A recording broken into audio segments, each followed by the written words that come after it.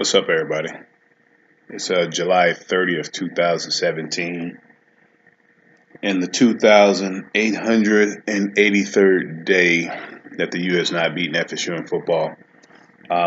You guys haven't heard from me since Wednesday. Um, that's because it's been kind of slow in the sports world.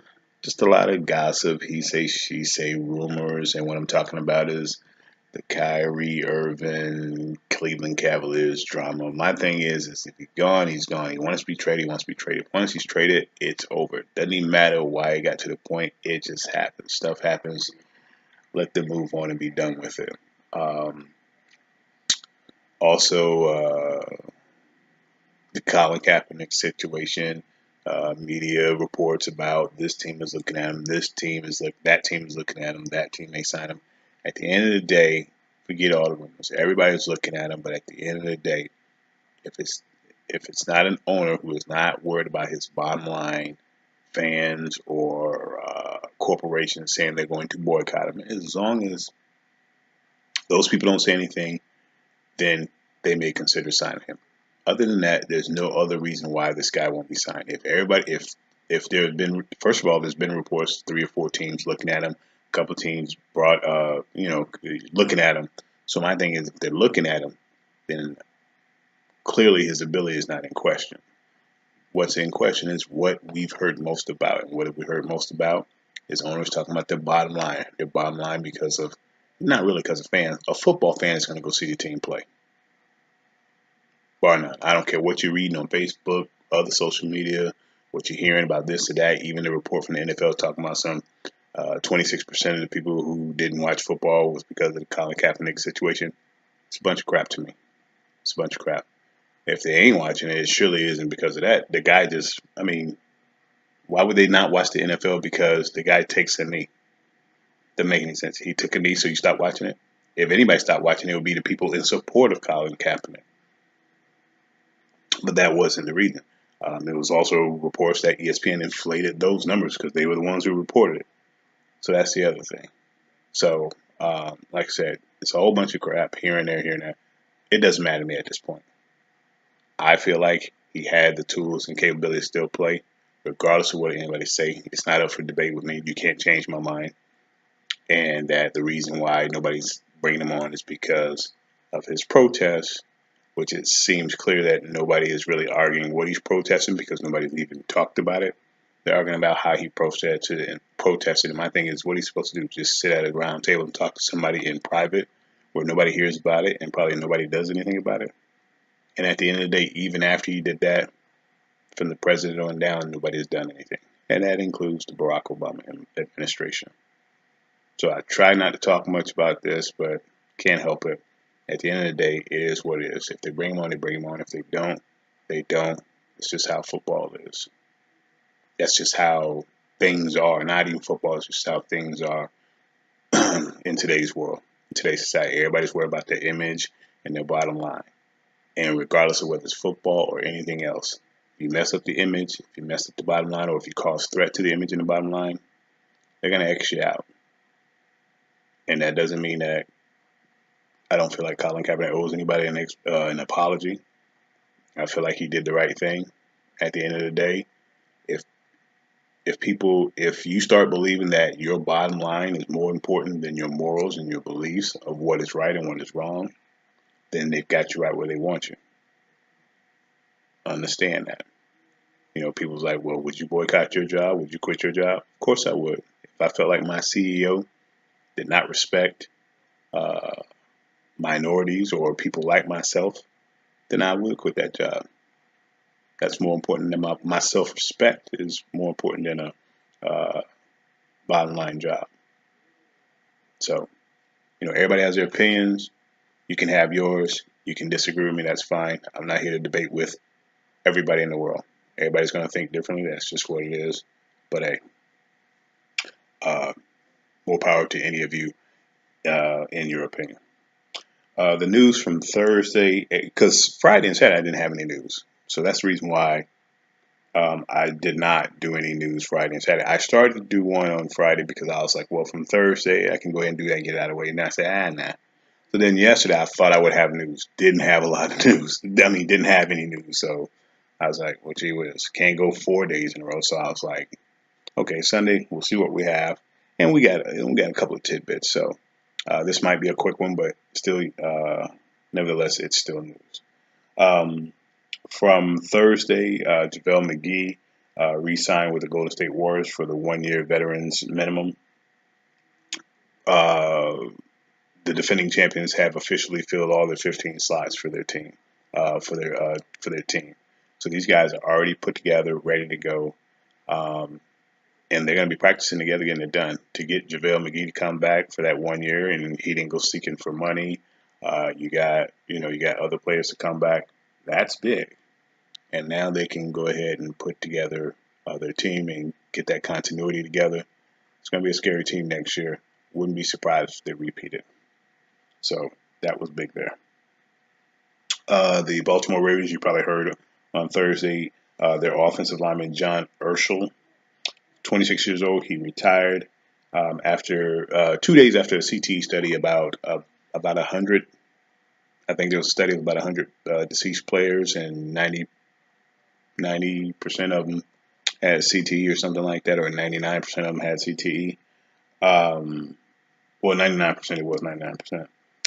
Um, some people said, "Oh, he's just quitting because of the story came out." No, he quit because first of all, he's a smart guy. He's pursuing his doctorate at MIT in spectral graph theory, numerical linear algebra, and machine learning. Yeah, yeah. The guy is a whiz, but he was smart enough to realize that hey, maybe playing football is not a long term deal. And when you have a brilliant mind like that, you don't risk damaging it, and then you don't have anything.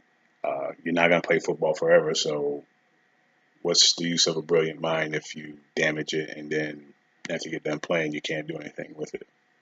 So um, he had already spoke on possibly retiring in the CT problems in the past, so I think he already had it on his mind. He's 26. If you make $1 million, you've made enough money to be able to do something productive with your life. I know one thing: if you gave me $1 million, I might retire from what I'm doing right now just to be able to invest and do other things that I that I would really want to do. That's on my bucket list of things I would want to do, like teach. Um, Fortunately, it's a thankless job, at least in reference to pay, but it's something I would consider doing. Based upon my rate of pay, in 10 years, it will still take me 12 years to make $1 million. Uh, so when you look at it like that, 12 years, $1 million, yeah, I could be able to flip that and be okay for the rest of my life. So yeah, so that's if you just made 1 million. If I made $2 million, probably wouldn't go back to work, but I just work on the side for fun. But the point is, the relevance of it is that this guy he's made more than enough money that he needs to make to do whatever he wants to do. Like I said, he's going back to MIT, so he can use whatever money he made in the NFL to get him through, to get him his doctorate, and then he can do what he really wants to do. So I applaud him for it. It's a great move. Um, the funny thing is the CTE.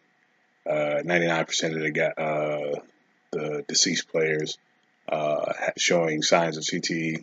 I don't know why that's surprising anybody. You're hitting yourself on your head. Offensive and defensive linemen cracking heads all the time. Running backs and safeties run up to hit linebackers and safeties run up to hit linebackers. Just makes sense. Receivers run across the middle, getting flipped on their heads. And you're talking about the 80s and 90s and the 70s and 60s. I don't know why anybody would think that those players wouldn't have CT. It just makes sense. It just makes sense. And anybody who say the opposite, it just amazes me. And what's also amazing is that they said the NFL has gotten out of the funding for the NIH, where they were researching CTE. I guess it is a bad look on the NFL for getting out, but the truth of the matter is, it's not surprising. There's no other news to be discovered concerning CTE. It's bad for you. It's always been bad for you. They never gave it a name, but anybody in their right mind would know that getting headaches and not knowing where you are after a play or whatever, There's a reasoning behind that. You're doing something that's not healthy. It's not the right thing to do. And to think that, oh my God, that's surprising. I can't believe I have a headache from hitting my head on the ground or cracking heads with somebody. Why would you not? Why would you not think that was not healthy? To think that it was just weird and just a coincidence, and you go keep playing. You're telling yourself, or you're letting other people tell you that it was okay to do. Yeah, I'm standing on my soapbox about this one because CTE is not should not be a surprising thing. And now that a name has been put with the condition, and there's still people playing, like I said, it's beyond putting the blame on the NFL. I mean, when they brought it to the NFL denied it. So everybody wants to say, "Oh, the NFL denied it. They're bad because they denied it." What's the difference that it makes? Anybody who plays the game should know that it's not healthy. It's a bad thing. It's like if this tobacco company say, "Oh, you can't get cancer." So, I mean, I'm just trying to figure out, the NFL should now put a notice on the helmet saying you could get CTE, give them some kind of waiver. I mean, not a waiver, but some kind of disclaimer that you could get CTE. I think people were trying to make a reason to blame the NFL for it. It's like boxing. If somebody said you can get a head injury, is somebody going to be able to sue? Oh, you didn't say you get a head injury. It's boxing, MMA, UFC. You're getting hit in the head. Football, you're getting hit in the head. I don't know. I don't quite understand. If I don't know if people want to say I sound insensitive, but I'm just like, hey, come on. You know it's dangerous now, and you're still playing. Those players back then, you're saying if they were told that it was dangerous, they would have stopped playing? Nah, because they're still playing now, and they know it's dangerous. Why? The money, and they're doing something that they've been doing. Most of them been doing since they were 6, 7 years old. We're humans. That's what we do. We do things that we know are bad for us, but we continue to do it. Drink, smoke, whatever else. Playing football is one of them. Extreme sports or very dangerous sports from a physical nature. Same thing. So hopefully maybe they just don't play too long to where they cause themselves much more damage than they need to. That's what we're hoping for at this point because any other reason is what it is. And then they have to be smart about their money. Some people say, well, what are they going to do if they stop playing? That's where that little thing in about college comes in at. Because when you leave college early and then you play 5, 6 years and you say, oh man, I got to stop playing because I'm getting concussions all the time. And you might have made a decent amount of money, but a lot of these players, within 5 years after playing, they have no more money. And there's nothing to fall back on. First of all, they want to live the way they've always lived while they were playing professional football. So they don't know how to adjust to that. And then they have family members don't know how to adjust to that. But then the other thing is they go back and say, well, maybe I'll just get a regular job. Well, what's a regular job if you don't have a degree? And that's where college comes into play. You now have the ability to not get a degree. You have the ability to leave college early. So therefore you might not get a degree. So guess what? You haven't set your future up. You're banking on this money. Hopefully it is managed right, whether it be by you or whoever you have managed it. But then, like I said, 35, the majority of the players are done at 35, tops. You still got over half your life to live. And that money's got to last you if you got money. And if you don't have it, then you're no better off than me. If you don't have a college degree, you're no better off than somebody else. Yeah, like I said, it's a soapbox thing, but I'm not living any better than any of them. But it's just that, some things that people have to put in perspective that they never put in perspective. And the thing is yes, it's easy to blow money because you're living that lifestyle. So you spend money. There are people that don't live that lifestyle now that spend money like it's water. Want the fanciest things and ain't got a lot of money. Live in an apartment but might be driving a dog on BMW. If I'm going to pay that amount of money for a car, if I'm going to spend that kind of money, the price of a car, I might as well buy my own place. You know. Uh, So if people are living beyond their means and they don't have millions, what do you think people with millions are doing? Especially people who are not used to having those millions. They just got into it when they became athletes. They're spending them. They're not just taking care of themselves and their family. They have friends, other family members. It can be a little crazy. And then they don't have it at the end. You got people that make it their business to blow their money. They're bad people. You've heard the stories about, people who are supposed to be financial managers and what have you, blowing people's money, blowing athletes' money. So you have to hope everything's going to be okay. You got to be smart. You got to hope everything's going to be okay. If not, it can be a tough life after that. So again, shout out to John Urschel for stopping before it got bad, and the best to him in seeking his doctorate. The football players, just be safe out there and hopefully know when to stop. At least the new guys coming in, a lot of these old guys, it's too late now because plenty of them have gotten concussions and they keep playing because that's what they want to do. They want to go ahead and take a chance on that. Who was it? Wes Welker said his head ain't gonna explode, so that's what he needs to see to stop. His head has to explode. Well, Wes, if your head explodes, you won't be doing more than not playing football. Think about it, folks. My last news comes from today. Congratulations to Yvonne Pudge Rodriguez, Jeff Bagwell, and Tim Raines. They were uh, inducted into Baseball Hall of Fame uh, today. Congratulations to them. Some of the best of their times in the 90s and early 2000s. Some of them had to wait long. I think Raines had to wait longer than Pudge and Bagwell. Uh, but congratulations to them both. With that being said, free Barry Bonds. But hey, you know, everybody's the moral. Everybody has morals when they're not on the stage. The baseball writers, like they're all saints. They get to vote on the baseball players for the Hall of Fame. Real quick take on that. Baseball allowed the steroid era. They juiced the balls as well. So everybody should be allowed to get in there in that era. Or nobody should be allowed. But hey, that's my thing. Speaking of baseball, the trade deadline is tomorrow. So you may hear a lot of news tomorrow. You may hear a lot of news from me tomorrow as baseball's trade deadline is coming up. There's been a lot of little minor trades or trades here and there in the past week to 10 days. I haven't announced it because they haven't been big time players. It's just been teams making moves, try to get some right pieces for the playoffs. If you're a team that is already a playoff caliber team, then you didn't need an elite player. So that might be it. Yu Darvish is probably the biggest name that you might see get move. Pitcher for Texas Rangers. But the thing about Yu, he hasn't looked well in his last 5 starts.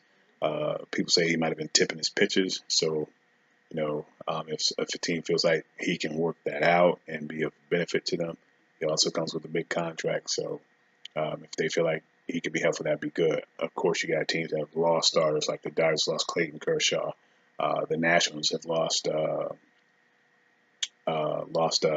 Steven Strasburg. So, question is, do they think you can come in there and at least fill in? Both of those guys should be back by late September or before the playoffs. But even if they bring you back, even if they keep you and they bring the other guys and the other guys come back healthy, he's still on the roster. So they'll just have a more potent pitching staff. But see how it goes. Anyway, like I said, next day or so could have a lot of baseball news. Lastly, speaking of the Texas Rangers, Adrian Beltre is the 31st person to get 3,000 hits in Major League history. 31st person to get 3,000 hits in Major League history. You're talking about 120 years of baseball, and only 31 players have had 3,000 hits. I didn't realize how significant that was until I realized he was only the 31st player, and you're talking thousands of players, maybe in the millions of players that have played Major League Baseball. So 3,000 hits is very big, just like 600 and 700 homers are big.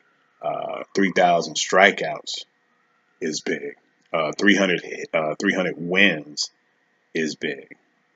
Those are things that today's players don't do. They didn't, back in the early 1900s and the late 1800s, these guys were going out there playing every night, playing baseball, and they were hitting and batting pitchers. So that's the difference there. They go out there every night and they're on the mound. Nowadays, guys, every 5 starts for pitchers, uh, hitters. You got hitters that can get 3,000 hits but never take the field. Those called DHs. You got people that can get 3,000 strikeouts. You got to be a pretty consistent pitcher to get 3,000 strikeouts. So, I mean, because you're only going out there maybe 30 times a year, 30, 35 times a year. And even if 30 times a year, 3,000 strikeouts, you divide 30 into 3,000 strikeouts, that's 100 strikeouts. You got to get a lot of strikeouts in 30 at 30 pitches. Yeah, we're only 3 strikeouts a game, a start. Still tough to do, but you would have to do that for 30. You have to do that for 10 years straight. 10 years straight, 30 starts, and 3 strikeouts in each starts. Very hard to do. So it's kind of crazy. Anyway, that's all the business for today. I stretched it out a little bit, doing my little rant about CTE, and I was kind of probably all over the place with it, but in there somewhere you see my opinion concerning it, as well as Colin Kaepernick. Uh, Everybody's going to have an opinion about it. Nobody's going to agree with me. I'm fine with that. I'm just a civilian with an opinion, just like you probably have an opinion that's total opposite, and I'm no different than anybody that you see on TV. We're not authority. We're not professionals about it. So, however you feel, more power to you. In the meantime, take care of yourself. God bless, and free Colin Kaepernick. Peace.